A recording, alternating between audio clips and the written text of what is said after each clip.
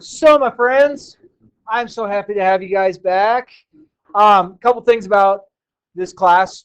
I mean, well, cool thing I talked about yesterday. Does anyone remember the real cool thing that you were like, oh my gosh, this is like better than, sliced bread? Maybe not. What's the one thing about tests and quizzes that's like you were shocked about? Yeah, so first 20 minutes you are on your own with um, your notes and your homework, trying it. Give me an honest attempt. And then what you get to do after that first 20 minutes? Yeah, you get to share, compare, and revise what you had done. And, oh, you throw it away. I'm not worried about it. Thank you. So that's that is such a different thought process um, than any other math class you've probably ever had. So, you need to buy a book. Don't worry if you don't have the book today. I will take care of you until like Wednesday or Thursday of next week. 3-ring binder would be the best way to hold it. Cell phones or computers. So let's do that first. Cell phones. Get it. Open your app page, please. Open your app page on your cell phones, please. And what I want you to do is I want you to find Desmos. It kind of looks like this chain link thing that does like this. Something like that. It's green. So let's see. Stirrups artistic ability. Hey! Good to see you, brother. You doing all right? You doing well? And I forgot to get you on our handshake. That's it. You guys finding Desmos? It's kind of green, loaded. It's an app that hopefully you'll feel comfortable working with throughout the year, and it worked. It's a lot more user friendly, in my opinion, than the TI graphing calculator, and it's going to do well for you. Grades: 20% homework, test quizzes 60%, final exam 20%. Compare, share, and revise goes along with the dude. Yeah, I have a train whistle. I love trains. I think they're fun. What's your favorite train? Choo-choo train.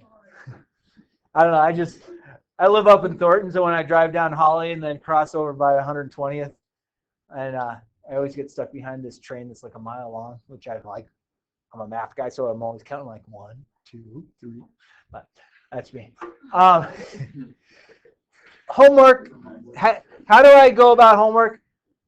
Well, you're trying it. You're working with your other people. You're trying to get it right. Basically, give me an honest attempt. You're gonna get the points for homework. Okay. I'm not gonna pick it up from you. I'm not gonna say I'm gonna grade just number 3 on everyone's paper. See how it is. I just take a quick spot check just to see if you've attempted it. If you've attempted it, you get the 4 points. If you didn't attempt it, I'll give you 2 points. Okay, that's just the ins and outs of it. Final exam, you can share, compare, and revise on the entire thing. So you don't have first 20 minutes of the exam period. The whole thing is compare, share, and revise, which is kind of cool. But I want you to do well. And some people will say, well, what about that one student who's done nothing, who's doing all the compare, share, and revise? Well, they probably won't do necessarily as well in the class, but they will build more knowledge towards what the content itself is, which is great. Attendance policy, you guys know that. Cell phones, we're using cell phones because we'll be using Desmos quite a bit, and there'll be times I'll ask you to look something up, like we're talking about something that's statistically relevant. We'll look at it, try and figure out some information. I just don't want the earbuds in, please. And then, yes, if your cell phone's out, yes, it becomes quite fun to, check out the instant social media. Okay, getting help. I'm off 1, 4, 5, 6. My period 5, I'm only available the first half of it. The second half of it, I have to do like an advisory for the kids that go to CCIC. So that might be you as well. Commitment, I'm here for you. You know that. And I look forward to, oh, I don't know why I have an Algebra 1 this year, but change that Algebra 1 to stat analysis. Sorry. Now you guys have figured out I probably have the exact same thing. I just tried to change the names to keep everything safe. All right. So I will record each day. Sometimes it'll be this period, which I'm recording right now. Sometimes it'll be third period. I don't choose a period that's a favorite of another period. I just kind of go through and try and do it. If you happen to be absent, it would be in your best interest while you're sitting at home, once your Price is Rights over on TV, maybe just take a glance at the video of the class so you can kind of stay up to date. My videos are not a replacement of me as a teacher. They're just to use as a supplement for you to be available. It's kind of cool. And the link for that will be on Schoology. I think I counted correctly, but I am a math teacher, so I'm always there.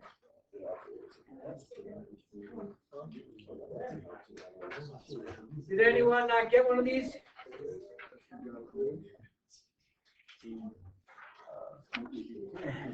Yeah, it is. You trust me. I ain't misleading you. All right.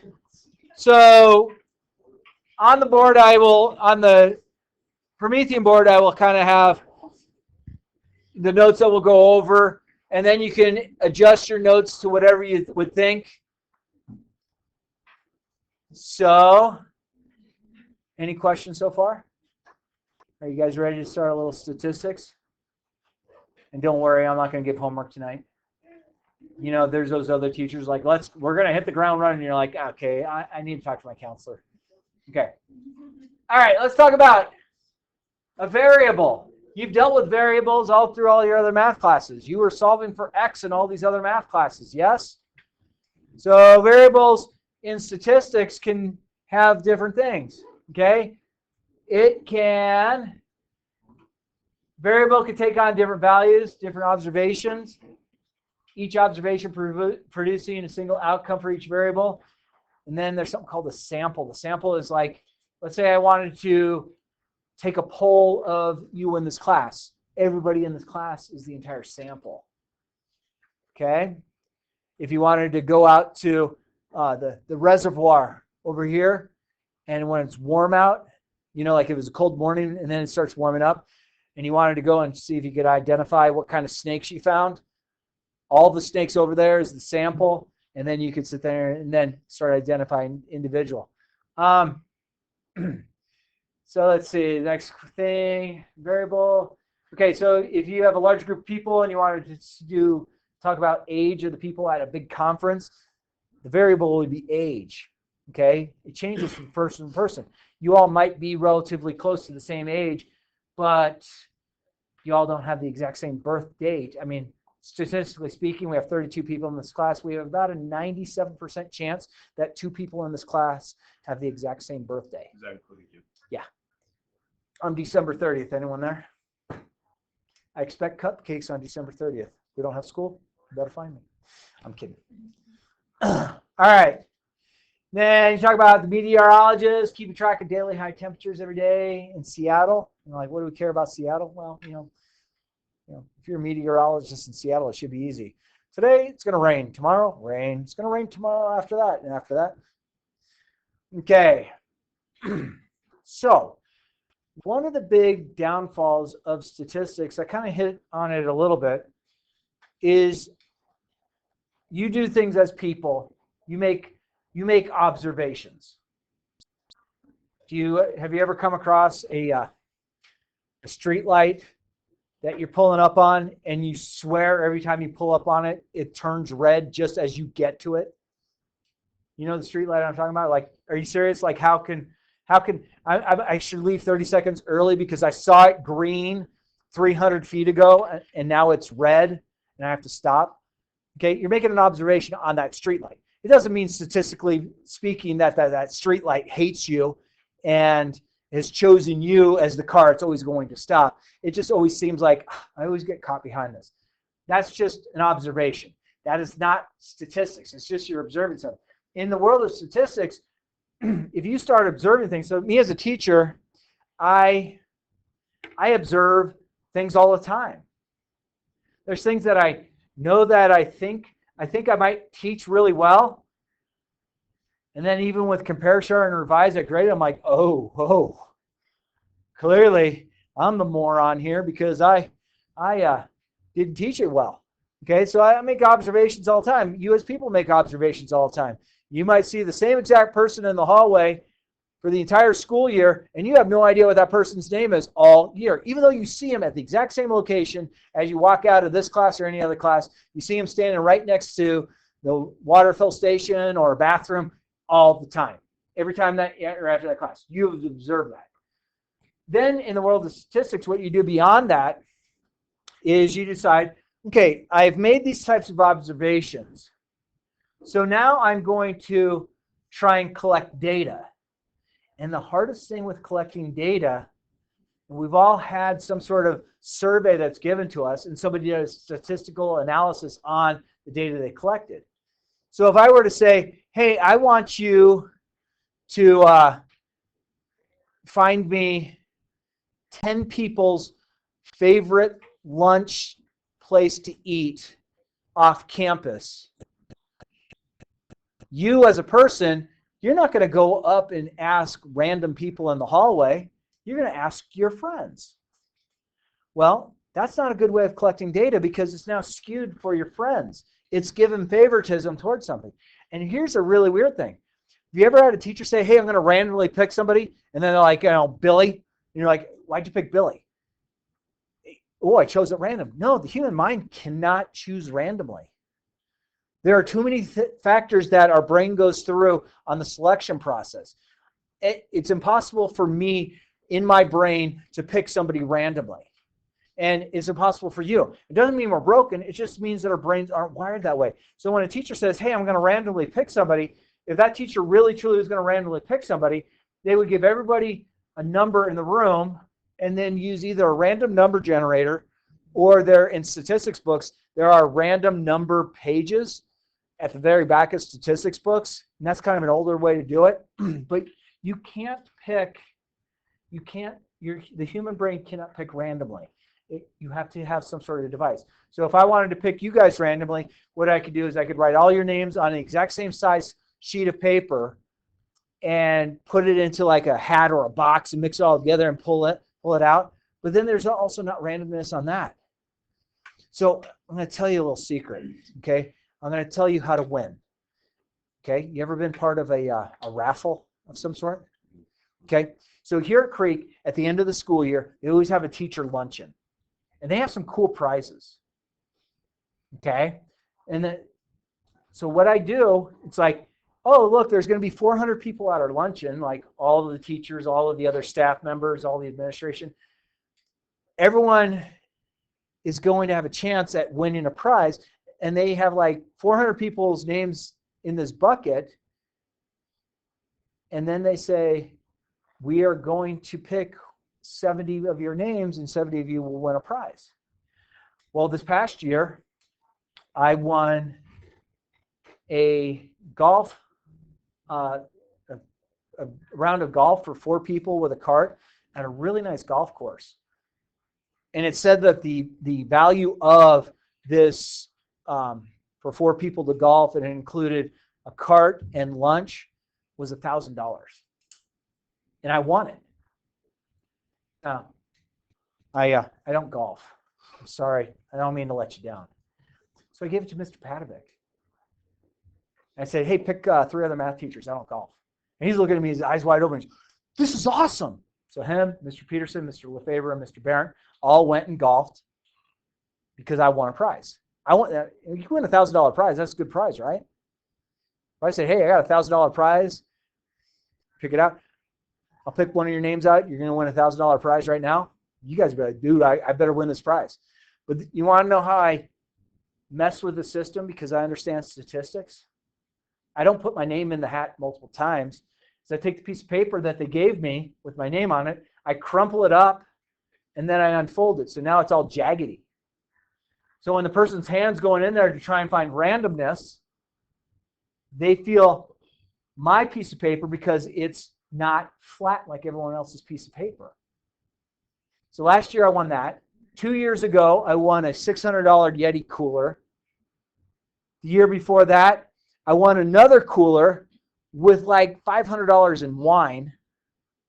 I'm like, why is there wine in a cooler? But, you know, it was cool. Before that, I won, what did I win? Oh, it was, there's a restaurant. I'm trying to remember the name. You've seen it. It's over there in the Landmark. It's got kind of a funny name, but like everyone goes there. Papados? No, it's no Papados. Papa Docs or yeah, you got it right the first time. Papados? It isn't? It's next to it. It's close to it, right? Like you can see it from the freeway, right? Yeah. Okay. Oh, you mean that fish place? Yeah. They got like alligator on the menu and stuff like that. Well, I want a $500 gift card to go there. And like I always win. People like, there's people that are at the school that are like, I never win ever. And I always sit there with a smile on my face going, they're going to pull my name?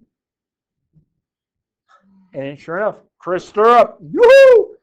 Now, other prizes I could have won other than that golf outing, I could have won a trampoline. Okay. Put that in the classroom. Yeah, that would have been awesome. Walk in the classroom, good. Yeah, what's up, Stirrup? But it kind of, I know how to beat the system, and it's just funny because everyone's like they roll their eyes at me, going, "I can't believe you always win. You're always winning. You're always winning." Like, I don't know. I guess I'm just lucky. And, well, I'm cheating, and so, but now you're gonna go tell your teachers, "Hey, Stirrup told us he cheats at that end of your luncheon." And so maybe they'll ban me this year. So then I statistically don't win. Okay. All right. Let's talk about different types of variables. Okay, this is at the bottom of page 1. And this will be the last thing I talk about because, you know, let's face it, it's really like the first official real day of school. It's not really, you know, we should be talking about what we did over the summer, even though you saw everyone's Snapchat on their trip to Europe. So quantitative, qualitative. Quantitative and qualitative. Okay, quantitative variables are numerical in nature. Okay, they count some characteristics. So the temperature, age, height, weight, grade point average, ACT score, the length of something, the pH value. Oh, there's your chemistry, a little cross curricular for you. Position you finished a marathon, number of wins in a football season, the inflation rate at the time. And it takes to fly a certain city provided those are numerical outcomes. Now, those are called quantitative. Okay? Things that aren't quantitative that have numbers. This is where you got to be careful. Your Social Security number is not a quantitative number, even though it's a number. It isn't a quantity. It doesn't have a position. It doesn't have a length to it. Okay? Your driver's license number, your voter ID registration number, things, all these types of things, they have numbers, but they're not quantitative, okay? Because they don't show a position of some sort or some sort of length or temperature, things like that. Qualitative, sometimes they call qualitative categories. So this would be like, you know, someone's hair color, ethnicity, gender, state or country of your birth, favorite color, okay? Those are qualitative characteristics. So, you know, make a model of car you drive, things like that. But then I have that beware, and I already talked about this. Some variables appear to be quantitative, but they're actually qualitative. So we talked about Social Security number. It's numerical, but the purpose is to simply provide a label. Okay? So if your number is to provide a label, that makes it fall into the qualitative and not the quantitative. Okay? So Social Security numbers, mine starts out at 202. Okay? 202 back in the 50s, 60s, and 70s. The first 3 digits was basically referring to the state you were born in. So I was born in New Jersey, so Jersey was a 202. Okay, until they ran out of numbers, and then it became a different set of numbers. Now it doesn't really matter. It's very possible that your Social Security number that you've established came from somebody who actually has passed away. Okay? Yeah. I think they stopped doing that in, I think, like 2008, because they did it for the first 3 were the state, the second 2 were the like county that you were born in, and then they stopped it when you ran out, like you said. But I think they stopped in 2008, because I remember mine was from Alabama. Alabama. So okay, yeah, that's great knowledge. I love it. Yeah, I know that now. It doesn't like my daughters. I don't think when I looked at theirs, even though they're both born in Nevada, their first 3 numbers is not the same. So it's like, oh, it changed. So it changed somewhere in there. So yeah, it definitely did change. So hey, did you learn enough for today? So something that you heard about from this class so far that you're like, I think I'm dialed into that. What's something that you heard that you're dialed into? Anything? The birthday thing. Birthday thing. 100%. The cupcake. Cupcakes? December 20th. December 30th. Yeah. How to cheat the lottery. Yeah, you guys are all gonna be winners now. You're gonna call me up like in 7 years going, Stirrup, dude, you were right, I won the car. so With my dad when I was like 6, whatever you win in the lottery, I get half of. And like every couple of months, my dad just makes like $200. It's like I'm holding strong. So I'm gonna get that much. nice. That's the awful one. I already got mine. Oh, you already got yours? Cool. Did anyone else get their book yet? You did? Then you don't really need this, huh? Okay. You use everything out of the. Yeah, we'll cover the majority.